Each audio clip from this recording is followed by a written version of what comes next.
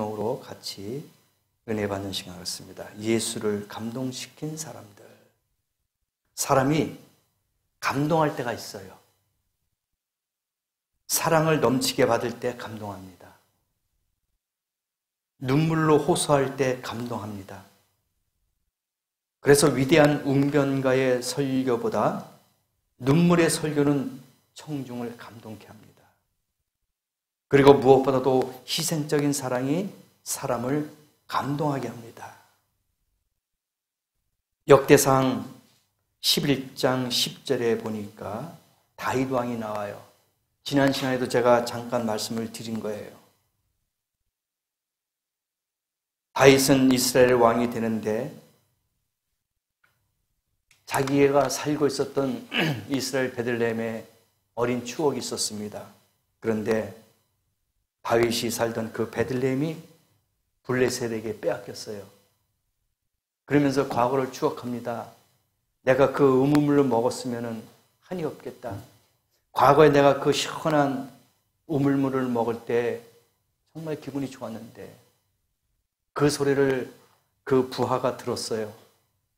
그래서 이 다윗 왕 몰래 3명이 그 블레셋 진영을 뚫고 들어가서 우물물을 퍼왔어요.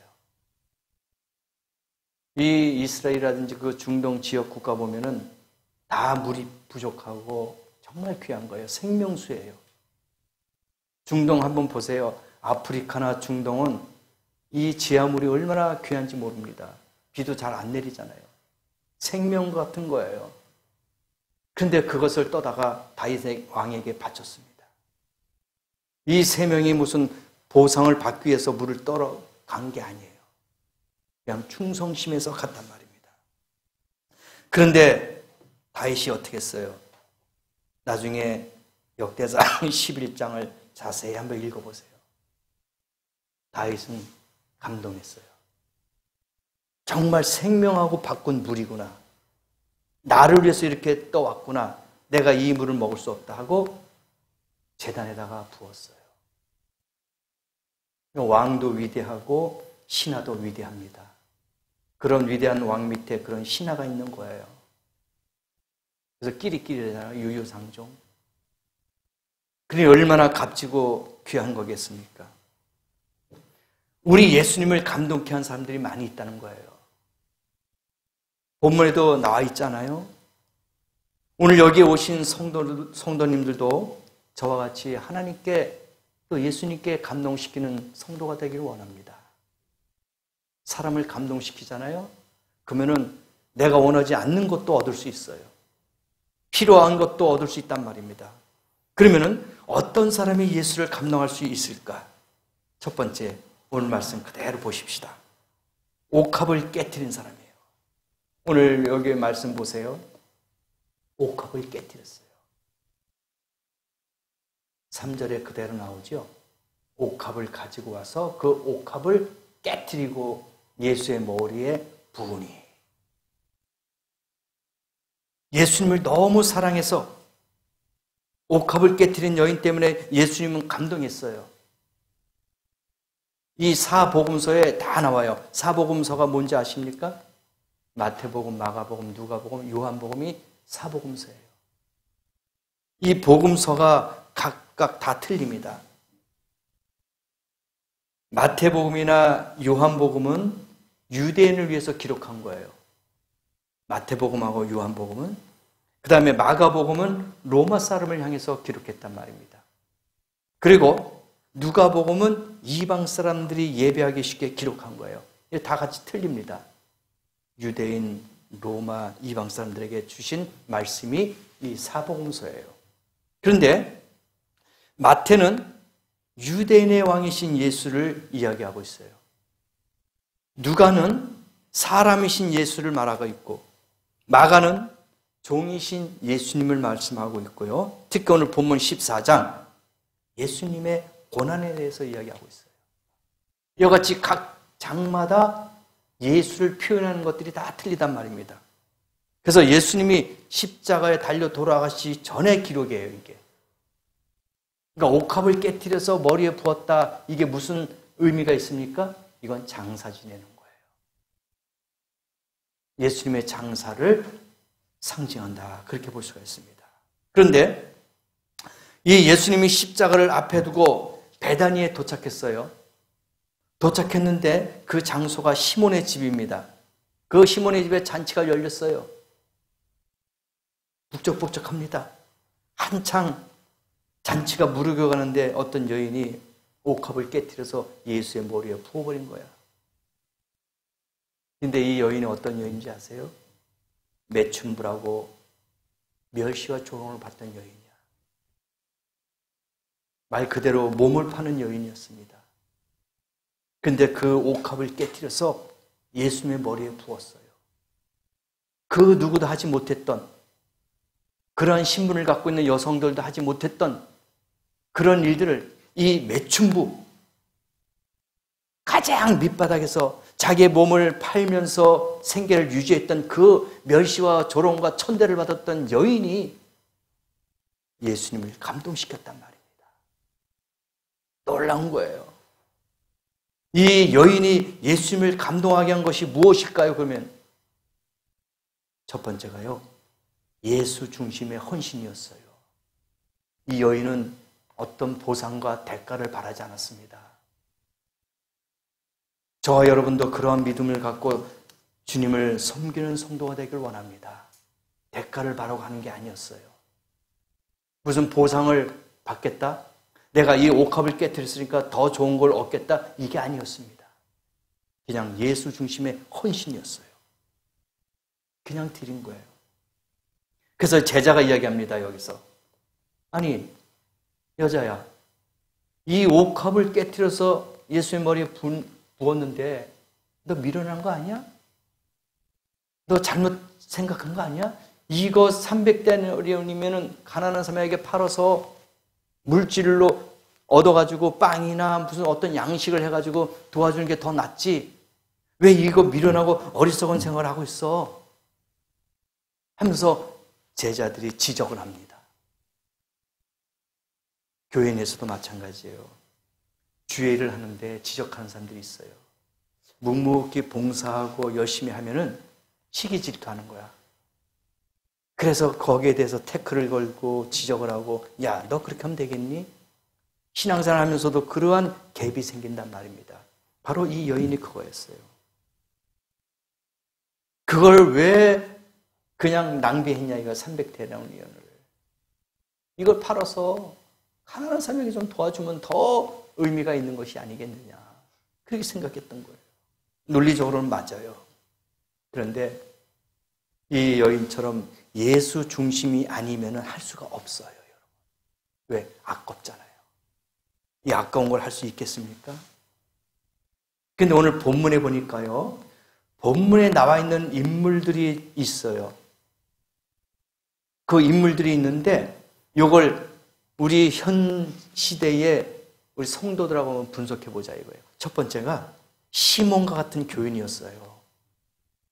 그 과정에 이게 뭐냐? 시몬과 같은 교인이 있었는데 예수님을 대접하기를 무척 좋아했어요. 손님을 반가워하는 사람이 있는가 하면 매우 꺼리는 사람이 있어요. 근데 손님을 대접하기에 대표적인 인물이 시몬이에요. 그는 남을 섬기고 대접하는 데는 1등이야. 그래서 교회에서도 이런 일꾼이 있어요. 시몬과 같은 교인. 대접 잘합니다. 주의 정서부터 성도들서부터 환경의 모든 거 다 그냥 섬겨요. 희생하는 겁니다. 두 번째가 제자들 같은 신자가 있어요. 이건 뭐야? 따라가기만 하는 사람이야. 이론만 추구하는 사람이야. 계산적인 사람이야. 이걸 하면 얼마나 얻을 텐데, 이거 하면 얼마가 될 텐데, 계산적인 사람, 이론적인 사람. 이게 제자 같은 사람이에요. 그러니까 분석하고 계산하고 하는 그런 교인이 있어요. 내가 이걸 하면은 얼마를 얻을 텐데, 내가 이걸 헌신하고 투자하면은 얼마를 내가 가지고 갈 텐데, 이러한 계산적이고 분석적인 사람, 이게 제자 같은 사람이야. 또 한 가지는 헌신하는 여인과 같은 사람. 오늘 이 여인과 같이 이유 없이 헌신합니다. 이유가 어디 있어요? 부모가 자식 사랑하는데 이유가 있습니까? 자식이 부모를 공경하는데 이유가 있어요? 없어요. 그냥 본능적으로 그냥 몸에 배긴 걸로 나오는 거예요. 이유가 보상, 대가 그거 보고 우리가 섬기고 공경하는 게 아니잖아요. 그냥 자식 사랑하는 거 부모는 그냥 본능이야. 또 부모를 공경하는 것도 본능이에요. 그냥 몸에서 나오는 거예요. 대가 바라는 게 아닙니다. 그 오늘 이 여인이 바로 그거예요. 이유 없이 헌신하는 사람. 이런 사람이 돼야 될 줄을 믿습니다. 예수님이 오셨으니 그분 앞에 나의 마지막 가진 이것을 드립니다라는 순수한 신앙에서 나온 거예요. 아름다운 마음 아닙니까? 그래서 감동하는 거야. 사람 중심이면 헌신을 못해요. 그러나 하나님 중심이면 헌신할 수 있는 줄을 믿습니다. 그래서 여러분이 신앙생활 하면서요, 사람 중심으로 하지 마세요. 하나님 중심으로 하시길 바랍니다. 말씀 중심으로 섬기길 바랍니다. 그래야지 복받고, 그래야지 하나님의 마음을 움직이고 감동시킬 수가 있는 거예요. 절대로 사람 마음을 움직이고자 하는 건 잘못된 거란 말입니다. 오직 예수 중심이라는 것을 잊지 않고 헌신해야 진정한 헌신이다 이겁니다. 그리고 이 여인의 그 마음은 두 번째가 값진 봉사였다. 값어치가 있는 봉사란 얘기예요. 값진 봉사다. 여러분 이 300데나리온 이걸 갖다가 환산하면요, 직장 생활하는 사람이 1년 동안 안 쓰고 모은 돈이야. 그래 얼마나 많겠어요. 간단하게 생각하십시다. 우리가 한 달에 200을 벌어요. 그러면 1년이면 얼마입니까? 2,400만 원이죠. 그걸 한 푼도 안 쓴 2,400만 원짜리 옥합을 깨트린 거야. 그러니 제자들이 볼 때는 미친 사람이야, 저 여자가. 아니 그 2,400만 원 1년 노동자의 그 월급을 한 방에 날리는 거야. 차라리 그걸 갖다가 생활용품이라든지 그걸 해가지고 나눠주는 게 낫지. 이거 미친 거 아니야?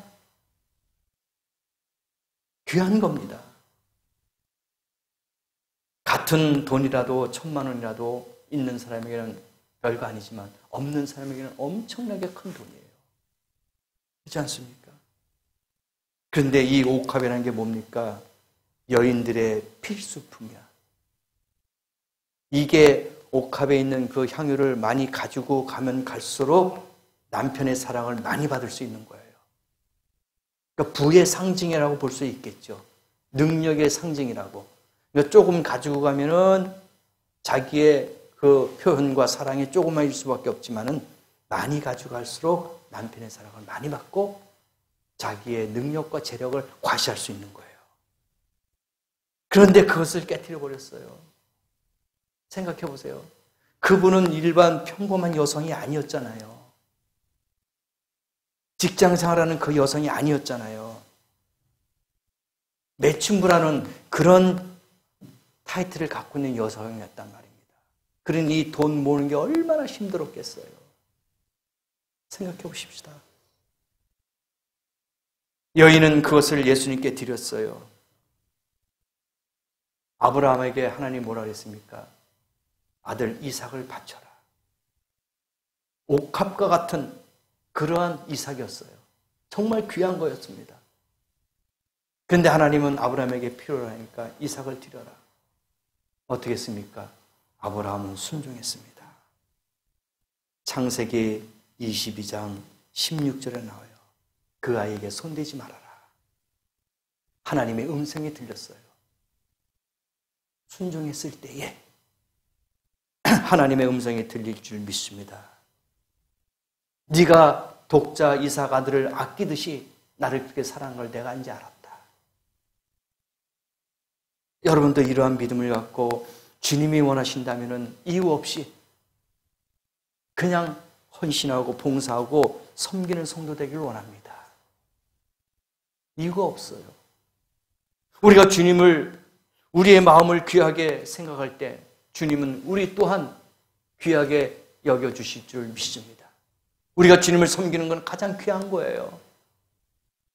그래서 하나님도 우리를 그렇게 귀하게 생각한단 말입니다. 그래서 이 여인은 값진 봉사야. 그렇죠? 또 한 가지는 세 번째가 사랑의 봉사입니다.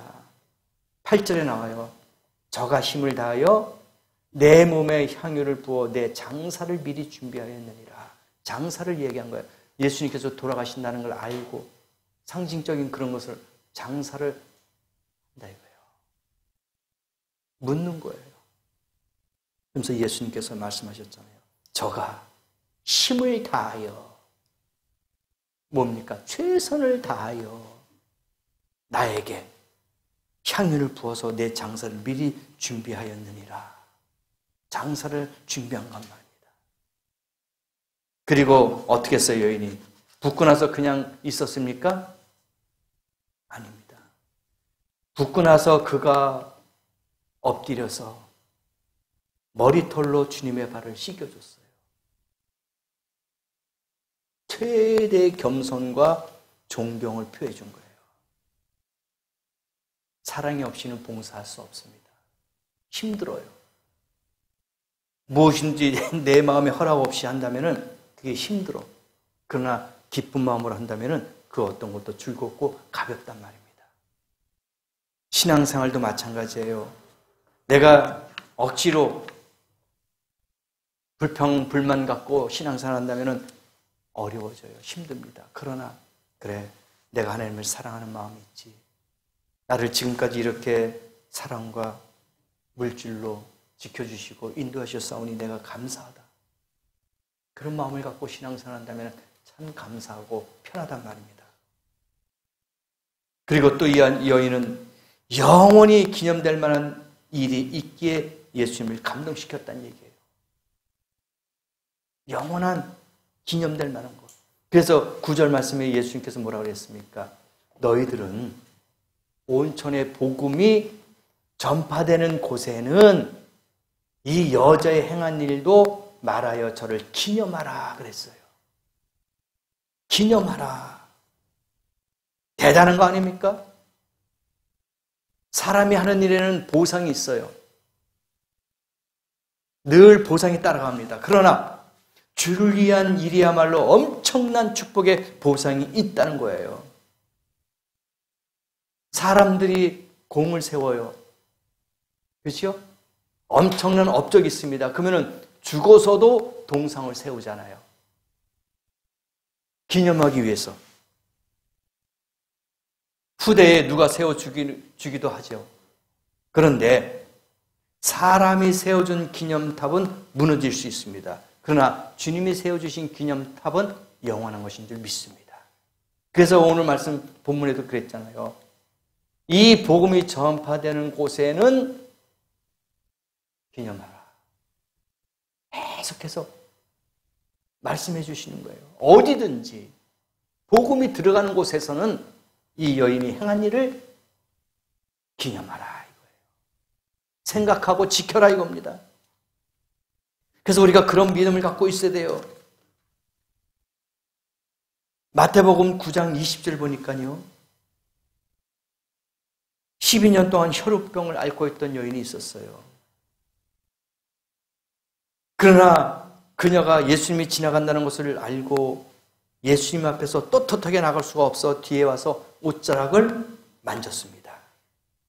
그럴 때 예수님께서 마태복음 9장 20절, 21절, 22절에 따라 안심하라. 옷자락만 만졌는데도 예수님이 자기에게서 능력이 나가는 것을 알고 따라 안심하라 이거예요.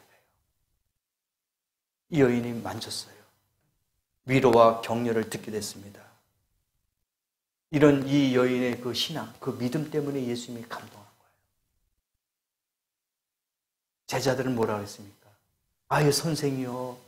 이렇게 많은 사람들이 군중에 밀려 있는데 이리 치고 저리 치고 막 몸이 부닥히고 누가 이렇게 몸을 선생님의 옷을 건드렸겠죠? 아닙니다. 건드리는 거하고요. 붙잡고 만지는 거하고 틀려요. 스쳐 지나간 게 아닙니다. 이 여인은 예수의 마음을 빼앗은 거예요. 감동시키게 한 겁니다. 사람의 마음을 빼앗는 것이 바로 감동시키는 거 아니겠습니까? 오늘 이 아침에도 여러분도 이 여인과 같은 믿음을 갖고 예수님을 만지길 원합니다. 예수님을 붙잡길 원합니다. 옷자락을 만졌는데도 병이 나았어요. 다른 건 아무것도 필요 없어요. 오늘 돈을 요구하고 고쳐주세요 하는 것도 아니고, 예수님과 1대1로 만나가지고 무슨 안수받고 치료받는 것도 아니었어요. 그냥 예수가 지나간다는 소리만 듣고도 만진 거예요. 대단한 믿음 아닙니까? 놀라운 거예요. 내가 저 예수의 옷자락만 만져도 내가 치료받겠다. 이런 믿음. 엄청난 믿음이에요. 근데 따라 안심하라. 위로와 격려의 말씀이 들렸던 거야. 그 말이 얼마나 이 여인에게 힘이 됐겠어요. 아마 예수도 감동받고 이 여인도 감동받았을 거예요. 서로 눈물을 흘렸을 겁니다. 그렇잖아요. 간절한 마음 때문에 만졌는데 예수님이 위로를 주셨어요. 이 혈우병 갖고 있는 사람이 부인이 결혼도 못했어요. 만약에 결혼을 했다면 어떻게 이혼감이에요. 그리고 이 혈우병은 부정한 영이 돼가지고 마을 바깥으로 내쫓았습니다. 가족하고 친구하고 이웃하고 분리가 돼야 됩니다. 왜? 부정한 영이니까. 성 바깥으로 내쫓겨요. 이혼합니다. 완전히 버림받은 사람이에요. 사람 취급도 안 합니다. 그런 여인인데 예수님이 인정해 줬잖아요. 여러분도 사람이 멸시하고 조롱하고 천대한다 할지라도 예수님의 위로를 받는 성도 되길 원합니다. 예수님이 위로하시면 끝난 거 아닙니까? 사람은 나를 조롱합니다. 멸시합니다. 나를 격리시켜요. 추방합니다. 그러나 주님은 오늘 이 아침에 저와 여러분을 위로하시고 격려하고 있는 줄을 믿습니다. 염려하지 마세요. 의사도 고칠 수 없고 돈으로도 해결할 수 없었지만은 예수님은 그 마음으로, 입으로, 말로써 치료가 다 됐잖아요. 그런 믿음을 갖고 사는 성도 되기를 원합니다. 우리에게도 어려운 일이 있어요. 힘든 일이 있습니다. 그때마다 주님을 의지하십시다. 그리고 이 여인처럼 옥합을 깨트리듯이 헌신하고 봉사하세요. 하나님이 갚아주실 줄 믿습니다. 사람은 할 수 없어요. 힘들어요. 그러나 주님은 하실 수가 있는 줄을 믿습니다. 그래서 여인은 소망이 없는 사람이었어요. 옥합을 깨트린 그런 여인이나 혈우병을 앓았던 그 여인이나 사람에게 멸시, 천대, 조롱을 받던 하찮은 여인이었어요. 그런데 예수님은 그 여인들을 사랑하시고 인정하시고 그 여인들 때문에 감동받았잖아요. 잘생기고 여유가 있는 그런 사람들 때문에 감동받은 게 아니에요. 하찮은 사람, 버린 사람, 조롱받았던 사람, 그런 사람을 사랑하시고 감동받았단 말입니다. 우리들도 모든 것을 주님께 맡기고 단순한 믿음을 가지고 살아가십시다. 주님을 감동하게 하는 사람이 되면 오늘 주님이 이렇게 말씀하실 거예요. 안심하라. 안심하라. 이 소리를 우리에게 들려줄 겁니다. 근심, 걱정, 염려, 안심하라. 이 음성이 우리에게 들릴 것입니다. 어딘지 삭막한 세대입니다. 정말 잔인하고 악독한 세대예요. 어떻게 사람이 저럴 수 있을까 하는 그런 시대가 바로 이 시대란 말입니다. 점점 더 시대가 악해져요. 며칠 전에 MBC인가에서 그 시사 프로그램이 있었어요. 근데 거기에 고등학교 동창인데 고등학교 때 딱 한 번 같은 반이었는데 졸업하고 나서 3년 후에 연락이 와가지고 자기 앞으로 집 앞으로 갈 테니까 나와라 해가지고 나갔는데 차에 태워서 납치를 해버렸어요. 근데 22살이야. 근데 그 남자애가 정신지체 3급이야. 납치해가지고 막 전국 몇 군데를 돌아다녔어요. 돌아다니면서 18일 동안 감금한 거야.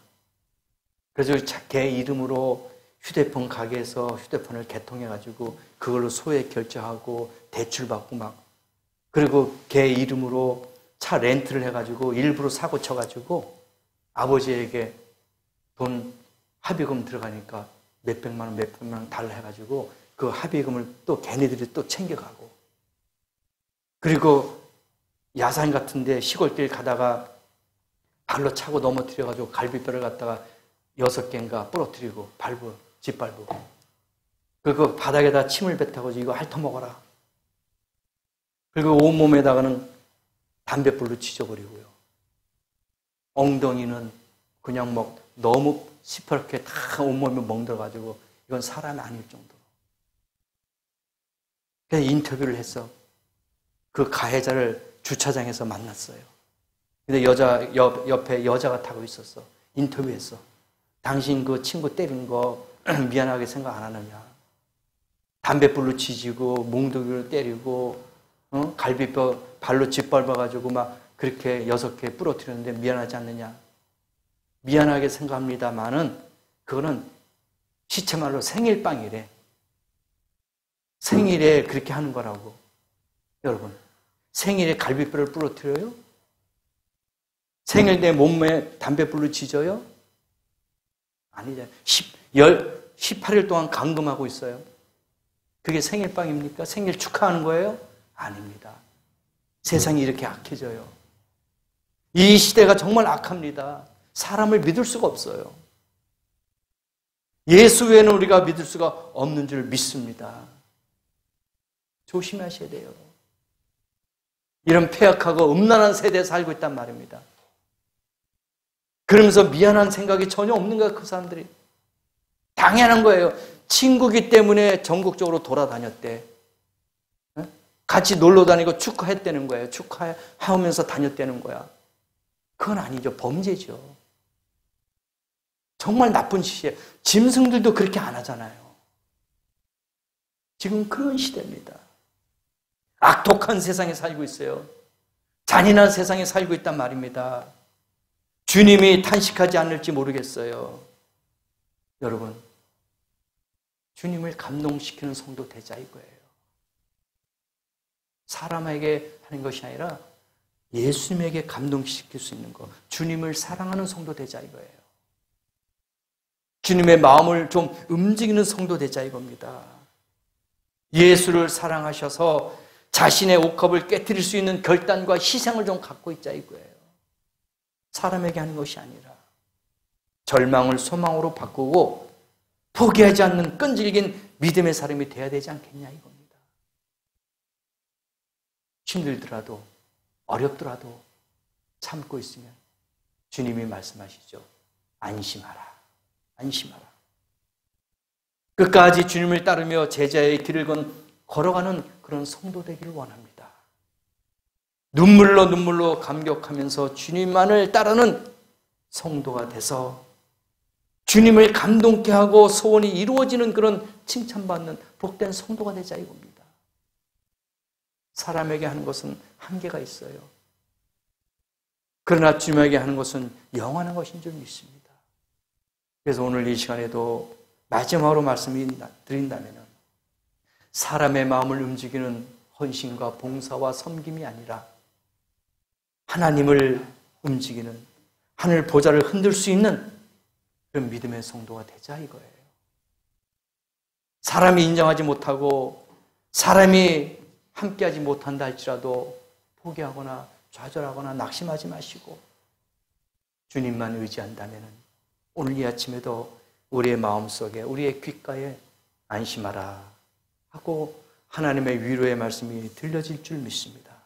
그런 믿음을 갖고 일주일 동안 살면서 무엇인가 하나님의 마음을 움직일 수 있는, 감동시킬 수 있는 그러한 봉사, 헌신, 섬김이 되는 복된 성도가 되시기를 예수님의 이름으로 축복합니다.